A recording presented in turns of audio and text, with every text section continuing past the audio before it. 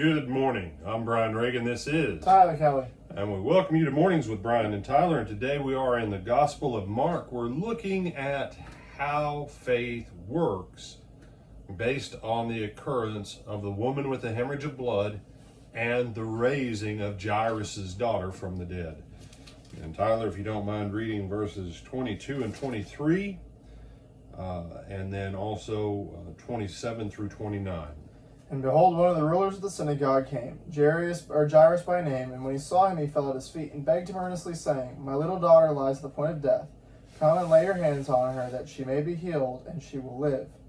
Read down to 27. And when she heard about Jesus, she came behind him in the crowd and touched his garment, for she said, If only I may touch his clothes, I shall be made well.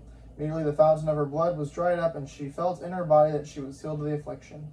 All right. What was it that each one said? Jairus said, if you come and lay hands on my daughter, she'll be healed. She'll be made well. She'll live. The woman said, if I can touch his garments, I shall be healed. Over in Romans chapter 3, we talk about law. And there's a law in operation in the New Testament that we do not talk about. We do not study. I learned very early on the law of gravity.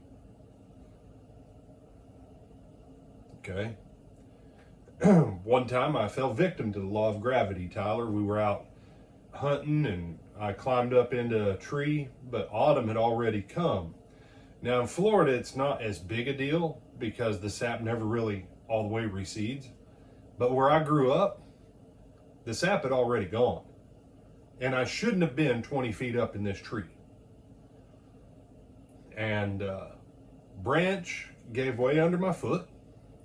And 20 feet down, I landed on my back. Woohoo! Yay! Thanks. There were no cell phones back then. Nope. And my buddy, who I was hunting with, he's like, you all right? And I'm like, I lay there for a couple minutes till I got my breath back. And then we walked 3 miles back into town.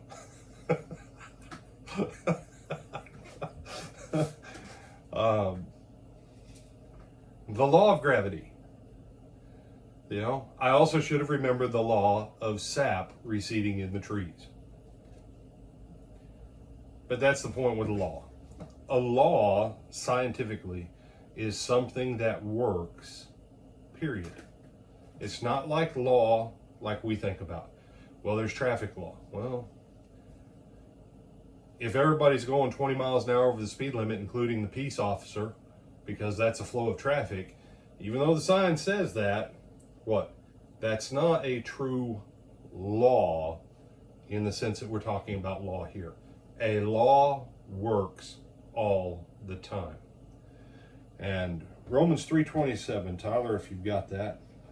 Whereas boasting then, it is excluded by what law of works? No, but by the law of faith. The law of works is a lower law than the law of faith.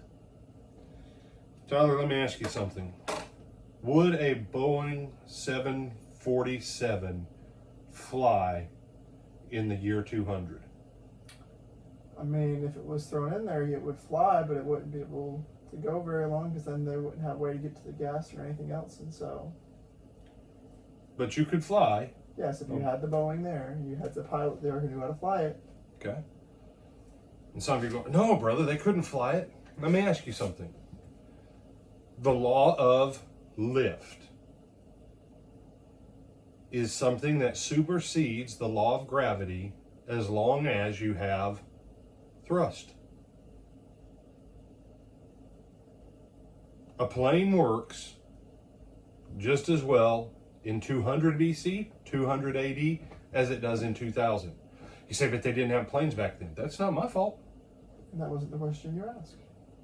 My question is, the same law of flight that allows this multi-ton chunk of metal to cruise in the air anywhere between 100 and 30, 40, 50,000 feet, were all of those same principles still valid even back then? And the answer to that is obviously what, Tyler? Yes. Yes. The law of faith is always operating in the earth. And we activate the law of faith primarily by what we say. Because let's go back and look at it. Mark chapter 5. What did Jairus say, Tyler? My little daughter lies at the point of death. Come and lay your hands on her that she may be healed and she will live. Jairus set out the terms based on his belief that he spoke with his mouth on which God would be able to operate. God can do whatever he wants. Actually, no, God can't. Tyler, name me one thing we know for a fact, because the scripture says it at least twice, that God cannot do. Why? Lie. So, first of all, right there, God cannot do anything he wants. God cannot lie. It is impossible for God to lie.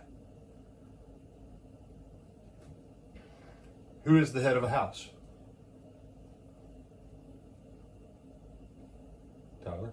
Depends on the house. No, it That's doesn't. what Christ should be, but then it's No. father/husband. Christ is the head of a man, Yes. as a man is the head of a woman. Yes. But ultimately, who sets the authority in this world on whether or not God is able to operate in that home? The man who leads the home. The man who leads a home. No, brother, that's not right. Yes, it is. You see, we looked at the centurion.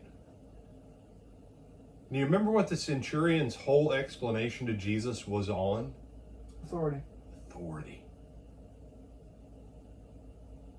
The centurion recognized realms of authority and the power that different people had in different realms that limit or authorize something to take place. And the moment the centurion authorized Jesus's action on behalf of his servant by faith, what the centurion said is exactly what happened. Speak the word, he'll be healed. You don't need to come to my home. And Jesus was blown away. He's like, man, this guy's got it.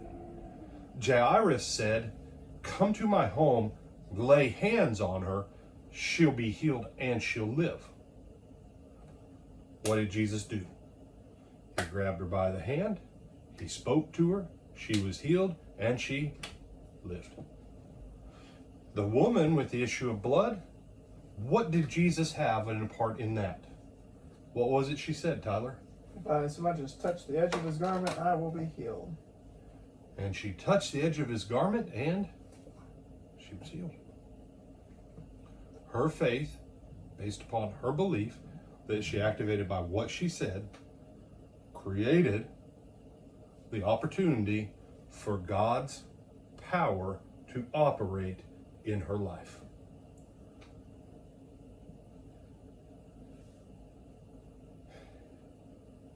Go back when the people of the region of the Gadarenes said, please leave. Jesus said, I'm out of here. Why? He can't do anything. We've been studying baptism, Tyler. When did Jesus get all authority in heaven and in earth? At his baptism or after his resurrection? After his resurrection. After his resurrection. Jesus was limited. Yes, Jesus was limited.